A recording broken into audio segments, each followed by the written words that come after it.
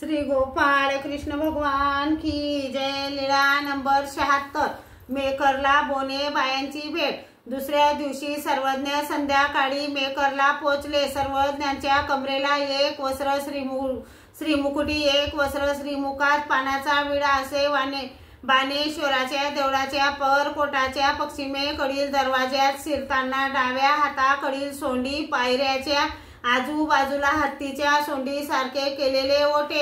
वर सर्वज्ञ उभे राहिले। एकाच्या मताने बाणेश्वराच्या बोनेबाया, एकाच्या मताने सारंगधराच्या बोनेबाया भिक्षेला जात होत्या। त्यांनी सर्वज्ञांना पाहिले व म्हणाले, बाबा, असे सुंदर रत्न कुण्या भाग्यवान स्त्रीच्या उदरी आले?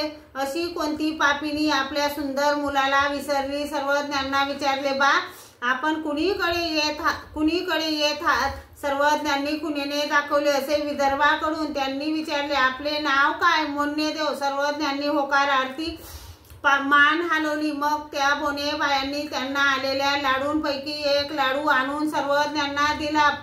पेल्यात पाणी दिले। नंतर सर्वज्ञांनी लाडू खाल्ला, गुन्हा केला, पानाचा विडा घेतला। मग त्या बायांनी सर्वज्ञांना विनंती केली, बाबा, आम्ही भिक्षा मागून आपल्याला जेवू घालू। सर्वज्ञांनी विनंती स्वीकारली। त्या भिक्षा करून आल्या आणि सर्वज्ञांना आपल्या गुंफेत घेऊन गेल्या, जेवू घातले।